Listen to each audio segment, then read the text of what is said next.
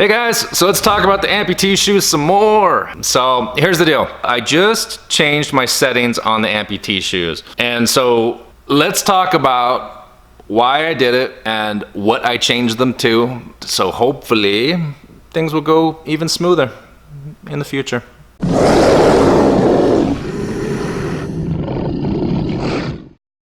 All right, so here's the deal, is up until now, basically on the Amputee shoes, I've had no return policy. It's one of the few things that I do not take returns on because I don't want the stupid little shoe back, that one little shoe because you didn't read. Yeah, I don't want it back. So it's one of the few things I say, not taking it. So that's what I did. No return policy. There you go. In the notes on the Amputee, in the title, in the condition notes, and in the description, it says anywhere from 5 to 7 times that this is for one shoe only, blah, blah, blah. So up until now, here's what I've gotten. I've gotten 1 or 2 messages that are like, hey, this has been great, thank you. Appreciate you sending the one shoe, that's what I needed. But a lot of the message I get are, hey, listen, I didn't bother to read before I ordered something off of the internet, and I would like to know if you could take this back. Since I have no return policy, I made a little paragraph that I save in Evernote, and I just copy that paragraph and I paste it, and that's my response. And basically, the response is,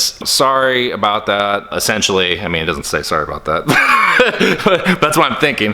But it says, sorry about that. Unfortunately, we cannot take one shoe back.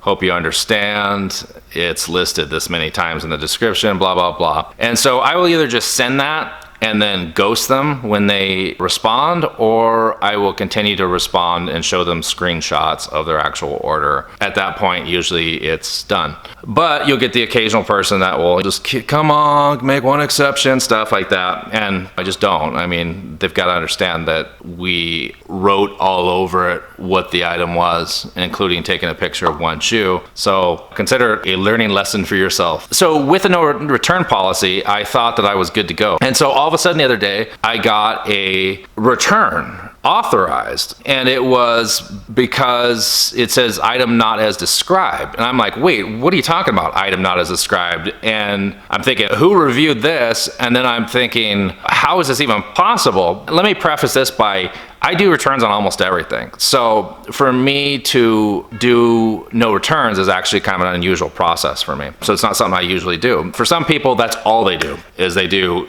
listen man, you bought it, it's yours, stuff like that. Macari is actually like that. Macari, for the most part, is you bought it, it's yours. Now, Macari is a whole nother bag of cats when somebody does a return. We can go into that later.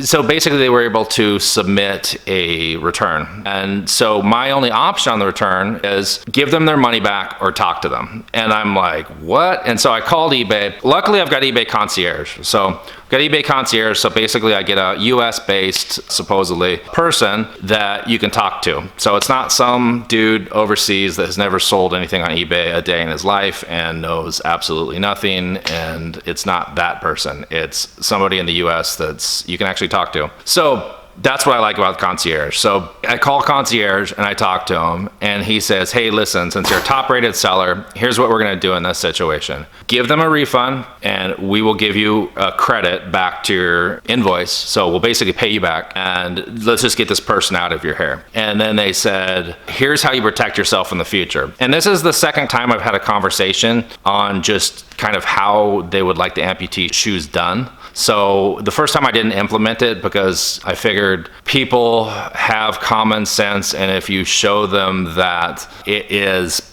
all over the place on the listing and they screwed up, they're gonna go, I'm a moron. And I should have not purchased it. But no, it's not the case. People don't like to take responsibility for their own actions. Sometimes, some people. So this is, their recommendation on eBay here is to protect you from those people that do not essentially take responsibility for their own choices. Here's what eBay said, is eBay said, offer a 30-day return policy on these Amputee shoes, and then do buyer pays return shipping. Okay, so this will take care of a couple things. Now, personally, I prefer that they can't return the thing at all. But I did not anticipate that eBay gives them the option to still return it as item not described, and they're essentially the judge of that, the customer is. And so I didn't know that. Basically, like I said, I prefer you got the shoe, take it. But the reason eBay suggested switching to this, and the reason I did switch to this on the Amputee shoes,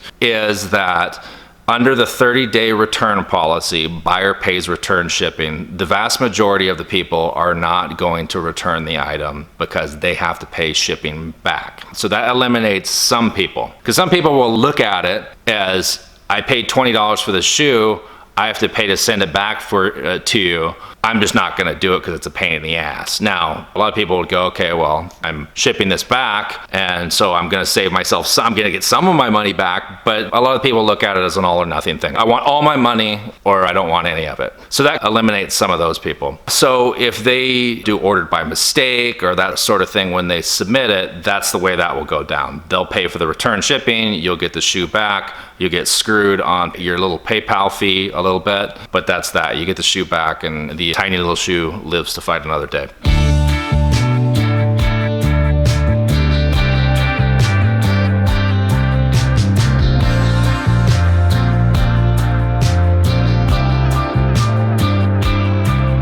So that's that. Now, if somebody does item not as described, and they do that little dance with you, what the 30-day return policy lets you do if you're a top-rated seller, I'm not sure if it applies if you're not a top-rated seller, but if you're a top-rated seller, what it lets you do is you do have buyer protection, or seller protection, I'm sorry, seller protection. Seller protection lets you get the item back, and then it lets you report the buyer and get back $6 whole of shipping costs, which if you're doing a shoe, that's actually not bad because most of the shoes are going first class, so they're all like $5 and change anyway, so you're actually getting your shipping back. But what it also lets you do is report the buyer, and then you're only required to return 50% of what they paid, which is kind of cool. And so I asked the guy, I'm like, man, it seems like kind of a dick move to report people like that. And he was like, no. He goes, it's what we're trying to do. He said, we need people to own both sides of the street, essentially. And we need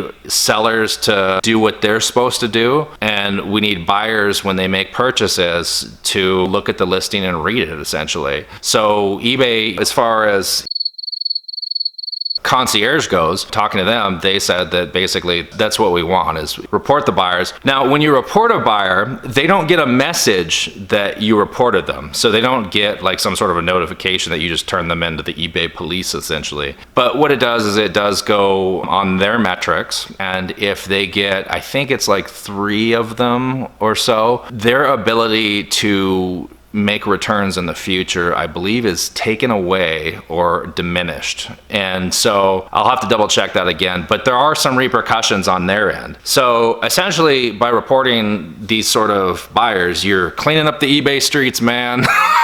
So it's a good thing. And like I said, I don't want to report anybody. That's not what I'm about and stuff like that. But you know what? If somebody is gonna look at a reason to make a return, and they're gonna see doesn't fit, ordered by mistake, and they're gonna see not as described, and they're gonna submit it for not as described, full well knowing that it says all over it.